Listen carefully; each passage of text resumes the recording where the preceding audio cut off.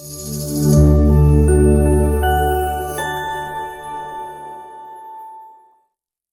your host, Benny. You can find me on Instagram at Benny_Margilla, along with my co-host, G. You can find me on Instagram at Way to Go Smiles. And we are Quotes by Many Podcast. You can find us on Instagram at Quotes by Many. How y'all doing today? Hope y'all having a great day. We have a special guest today. I seen him come from nothing to something, and I'm just glad to have him on our podcast. Drizzy, how you doing, man? How you doing today, man? All is well. I'm glad, man. Where can they find you at on Instagram? You can follow me on Instagram, Twitter, Facebook, YouTube, Big Drizzy, Bigg Drizzy. Everything big. Yes, sir. That's what I like, man. But we want to start our podcast with a quote of the day. We want to know, what's your favorite quote that you live by? I'm not sure if this is a quote, but yeah, I live with morals and principles. Okay. And how you apply that to your life? Just, I think everybody have a code they just live by in life. I like to move with integrity, respect others, to give respect, giving back. Definitely. So you built your name off respect? Yeah, for sure. That's good. So what's the value of that? Why you think that's so important to have respect? To have respect is like having money. It can get you out of jams. It can have people have faith in you, believe in you, honor you, look out for you. Respect can hold like a triangle, like many different angles. Respect can hold you down. Definitely. I believe that. So with respect, that's how you got to where you are now in life?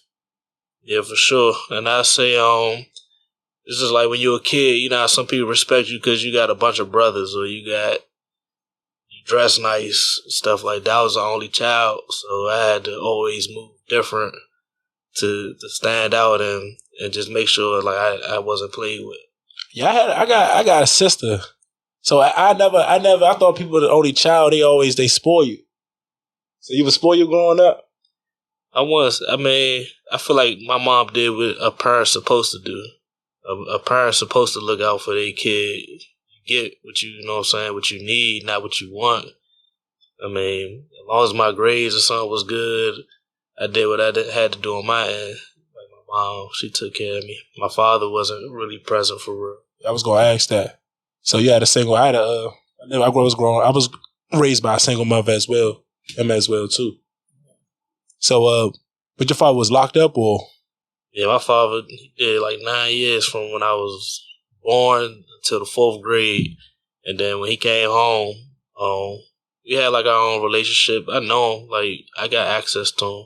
We just got our own relationship. It's not like a father-son relationship. It's more like we friends.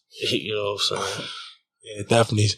So how it feels, G, with you growing up with no dad? Because his dad did 9 years too. Yeah, my father did 9 years too. He was out on bail, I think, my whole 8th grade.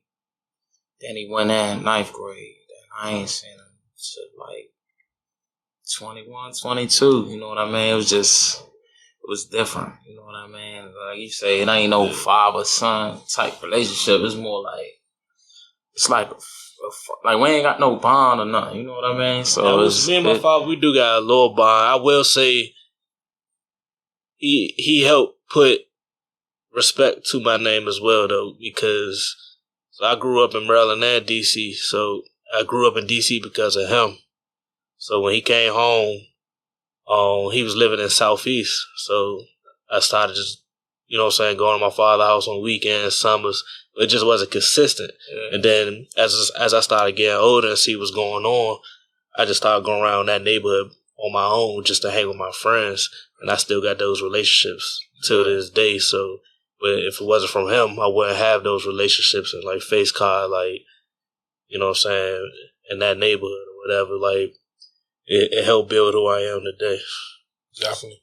I say seeing a single mother, like seeing my mother, you know, just hustle and going hard. I think that's where my ambition came from. Just seeing her not having much, you know what I mean, just making nothing out of something. Yeah, that's one of my biggest goals, to be able to have enough money so my mom could start working. Like, really, within the next 2 years, I don't want to see her working. That's my goal. That's good, bump. That's a great goal to have. You know, most people don't even talk or think like that no more. To move their mom or to move their dad. I owe her the world. Like, her and my grandma, like, them me too. too. Me too. My grandma raised me. Like, I owe them millions of dollars. They got me out of some jams. Like, for your mom, if you got a real mom, like, she gonna hold you down. There's no love like your mother. Like, my mother with me, regardless if I'm right or wrong, she gonna... Yeah, you don't do no wrong in a mom's eyes. Like, you could kill 10 people, be in front of the judge, everybody said he did it, and she still not my boy. Nah, that's a mom for you. Nah, definitely. So growing up, it was hard for you? Did that give you that hunger to like be a CEO? Do you see yourself a CEO or a boss, or what you consider yourself? I feel like my story, I got a story like a lot of people wouldn't even know, you know what I'm saying, about me for real. Like, I was born in Virginia. So I lived in Virginia till 3rd grade with my grandma. My mom had me at 17, so she couldn't really take care of me for real. So I lived with my grandma, and then like around 4th grade, I moved with her like down the street from where we at in Temple Hills. Then, like I said, my father came home around that time, so I lived in Temple Hills, and I used to go on the south side, like back and forth. From there, I lived in Temple Hill. I stayed back that year in 4th grade. So my mom, like I said, I wasn't getting good grades, so she wasn't trying to really do shit for me. Like, she wasn't putting me in camp, all that shit, because she was like, I ain't deserve it.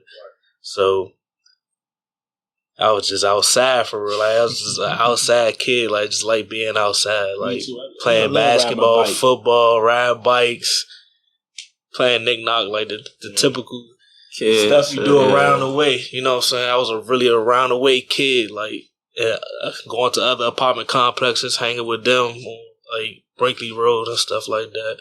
So I'm just familiar with the DMV, like heavy. And being outside, like at an early age, did that help you like be more independent? Because it helped me be independent because I ain't have like restrictions. Like, my mom let me explore more of what I wanted to do. Like, she just let me be. You know what I mean? She ain't say, oh, you had to be home and you can't be outside, you can't be around these people. She just let me really explore, and I feel like that's what like helped me be more independent. I feel like my mom, she didn't let me, but I just did it. Like, she a single mom, so she at work. Like, it's the summertime, she at work from 9 to 5. And I'm supposed to be in the house just chilling, like, wait for her to come home, then go outside. Like, nah, I'm going to go outside, and I lock the door myself, and I open the door. Like, I'm going to go outside, come back before she get home, then go back outside. You know what I'm saying? In the summertime, or, like, when we used to get out of school, like, 2 o'clock, and we used to walk to school. So it's just, I had freedom. Like, I had to be independent and cook for myself, or go to ice cream truck for myself, like just little small shit, like gather up change to try to go to Wendy's or something, or 7-Eleven. Like you had to survive of the fittest. Even though it wasn't like we was broke or anything, but I was on my own, so I had to wait for her to like get home. She might have some meals or something cooked already, you know what I'm saying? But I feel like outside definitely like raised me faster. And what people be saying, like, I'm ahead of my time, because I paid attention to what the big boys is doing. Right. Why, even small things, like the big boys on one side of the court, basketball court, the youngins on it, you want to be on the big boy court. You want to prove to them that you can hoop with them, you know what I'm saying? So nice. I had them hoop dreams too, so. Okay. So you was hooping at high school, college, and middle school? Because that's how you met Nod. Yeah, Bernard, yep. So I met Bernard, so that's why I moved. I had moved to like Suitland, Forestville. So I lived in Temple Hills. So I lived in Virginia to 3rd grade. Like that summer going to 4th, I moved to Temple Hills. I lived in Temple Hills for like 3 years, and then I moved to Suitland in like Forestville. And the townhouses like in between Forest Creek and like Swan Road. Like, so it was like really in between both of us. I was cool with people from Swan. I was cool with people from Forest Creek, but I gravitated more to like hang around Forest Creek and stuff. So that's when I met Bernard though. But we used to play basketball at Sula Rec Center. Play AAU together. So you was hooping in high school too?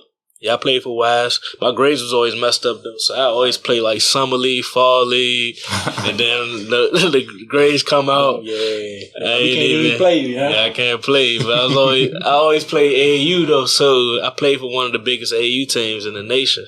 So a lot of my boys made it to the league, D1. I kept those relationships, you know what I'm saying? So I still got to play to the top level of people across the world.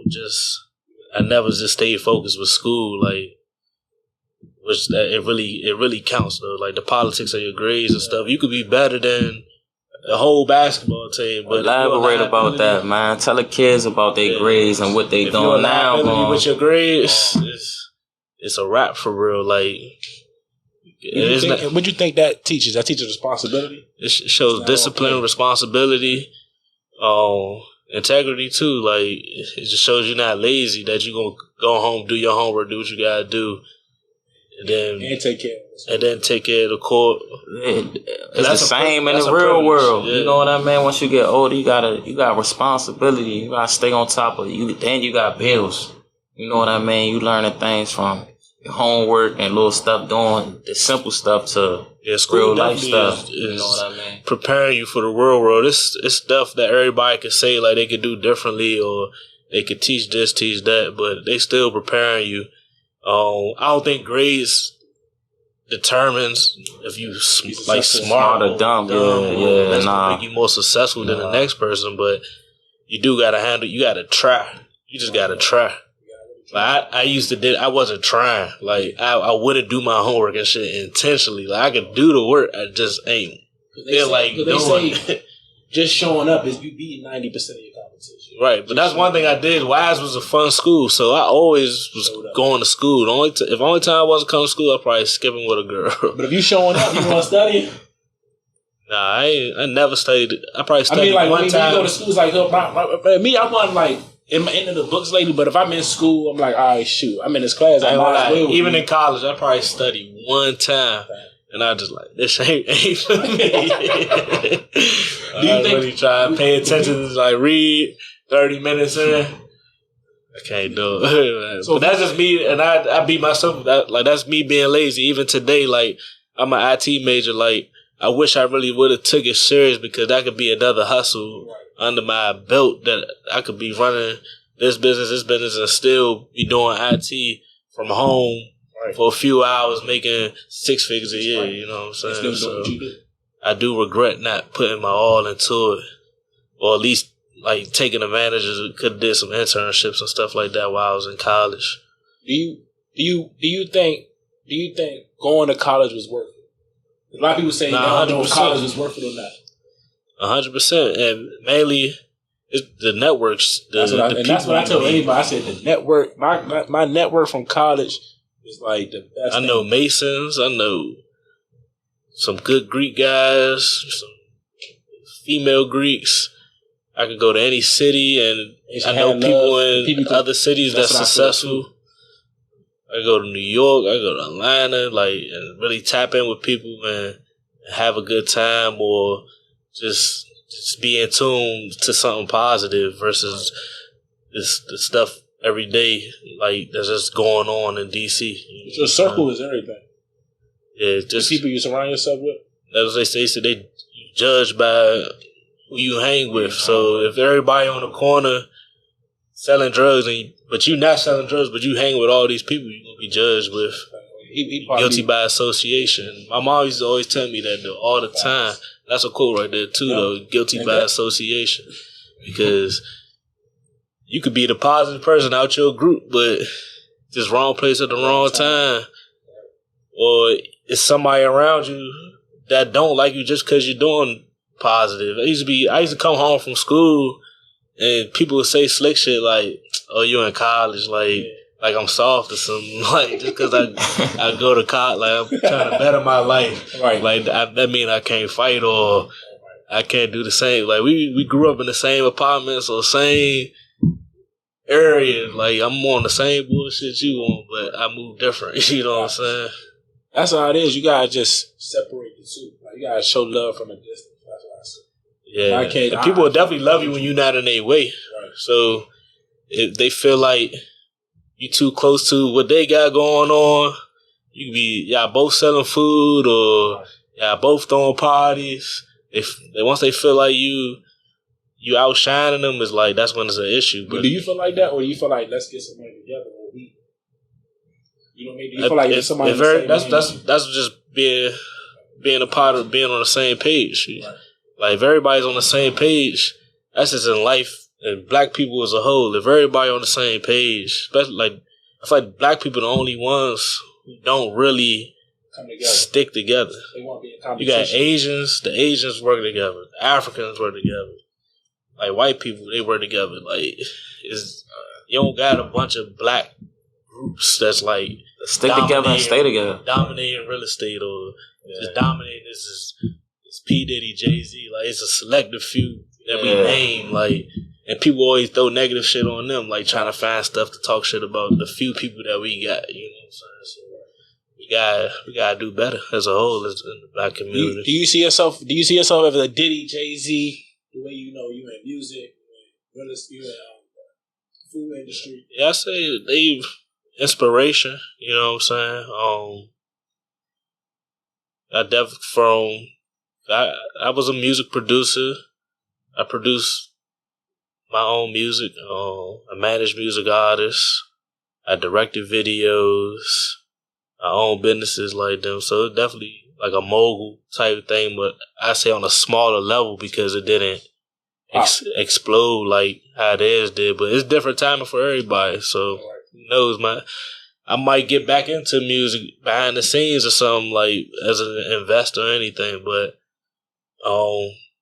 I think my route is more silent than this, like because I'm a business owner and all that stuff. But it's just not seen to the world. It's like if you know, you know. They say every boss is once a worker. Do you believe that? Like, that being a worker helps you develop the overall skills, knowing what is capable. You know what I mean? I believe that 100%. Being that you produced your own music, being that you directed videos before, knowing that now that you got a studio, you know what I mean? Having the knowledge that you know what I mean? You do that shit yourself. So you know how to do the things. Would that make you run the business better? Did that make you a better, you know what I mean, CEO for that business? Even the few jobs I did after I graduated college, I had jobs, and I took what I learned from them jobs. I probably worked for about 2 years, and I took from what I learned from them and helped it with my businesses. Like, what's 3 things that you learned from being a worker? So one of my jobs, it was a temp agency job. I was for a government contracting company, and my boss used to always tell me like little tedious things like call this company for them to come out and get some work done or something. So I'm just learning like, oh, so this what they do, you know what I'm saying? Like they calling somebody to come cut the grass or a plumber to come fix their toilets and stuff like that. You know what I'm saying? Get quotes before you move forward with them. Like, don't just go with the first company that give you a quote. You know, so compare the prices. Then I started working with a construction company. I was doing bidding, so that really helped. Like, far as like learning about contractors and stuff. So I'm learning construction, like the build outs. Who to call for, like just drywall or garbage removal and stuff like that. Like it's a lot of things you just learn to be able to build out your own space. Because we built our studio from the ground up. Like we built the walls, we built the I learned about framing and drywall and certain nails you use, to painting, you gotta put you gotta caulk the walls, all that stuff. Like, you never gonna really know until you just keep getting yeah. So, like, if I really wanted to, I can get my hands dirty and build my own stuff. I ain't into it though. But you don't like getting your hands dirty? So you want so it's not I'm like Diddy. That's like Diddy has the vision. I'd rather pay people to get it done for me. Diddy got on like he got on some of them videos himself. I mean that's young Diddy, but older Diddy. But you still in the young. I'm talking you come up with the plan and you put everybody in position to get it done. So you know somebody you can't do everything yourself. Oh, so you gotta put everybody in position with their strong points. So if you know somebody that's good at, like, that's what assistants and stuff for. Like, some people enjoy doing that stuff, like drawing up contracts, calling these people to get X, Y, and Z done. Like, if you about to throw a party or something, like, you got, the person to call for balloons, the person to call for a stage. Like, sometimes you need those people to get those contacts, because it's going to get real frustrating on you trying to be the visionary, the director. Like, it's going to get overwhelming. And it's not going to come out the way you want it to be done. Nice. But I don't believe in being a perfectionist, though, because that'll stop you from just starting. Yeah, it's going to stop you where you start, because you're going to want it to be perfect. A lot of people feel like that because they just think they worried about everybody's opinion. Like, that's what it is with this podcast. It's like, man, we going to just be uncomfortable with this. You know what I mean? Yeah, you got to be uncomfortable. We never spoke on this. We just have real conversations together. We just like, and it's about quality. Like, long as the quality cool, like, even like the camera see, like, y'all equipment, like I say, y'all, like, I like that y'all put money into what y'all doing, because, like, y'all doing it versus, it's people, I see people all the time on the internet. Should I start a podcast? If I start a podcast, what y'all want to hear, or would you support? Like, just do it. Do it. Yeah. Like, you already failing right there trying to get everybody's opinion, and that's why. And that's why I said before, everybody's not on the same page, so they might be. They might be already doing their podcast, and you get in their lane. Like, nah, like, get out the way. They're not gonna see your vision. So what's some things that you learned from building out studio? Like, you know what I mean? Like some lessons that you learned.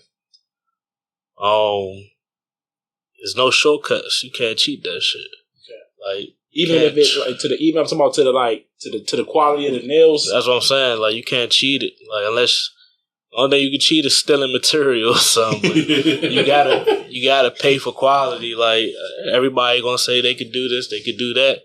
And then when you put them on that front street, they might disappoint you. You gotta be ready for them setbacks. Like, everything might not go as planned. You might have a due date, and you want to open this day, and realistically, it's not gonna happen. So I don't believe in, like, setting dates anymore like that. Like, did that disappointed you? Like, you had certain dates and you couldn't knock it down?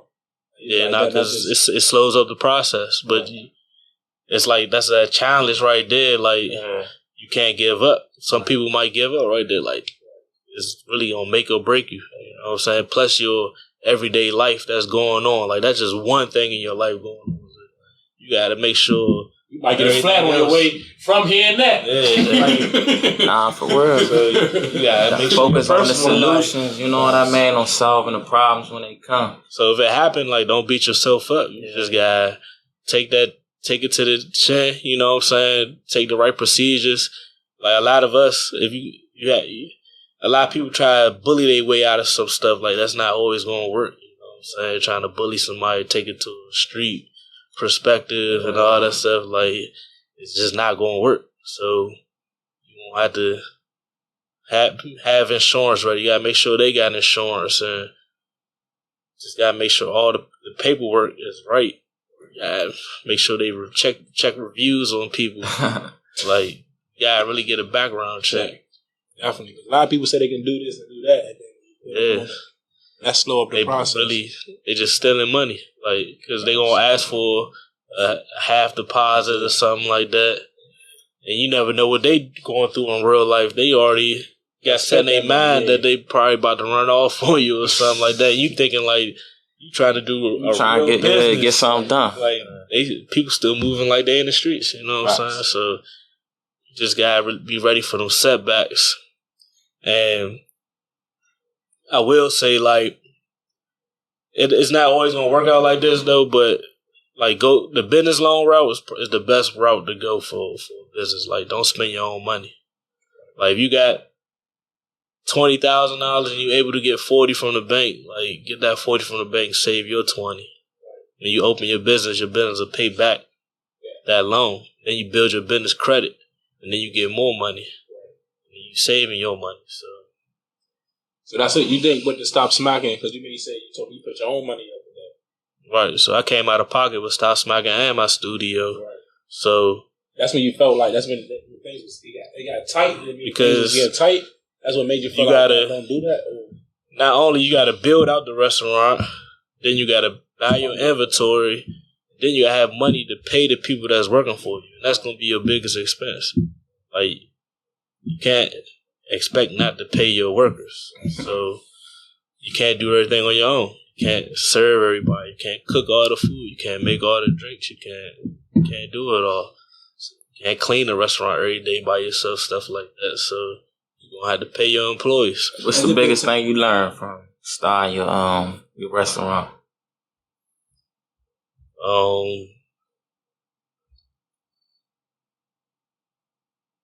Can't just... I say, believe half of what you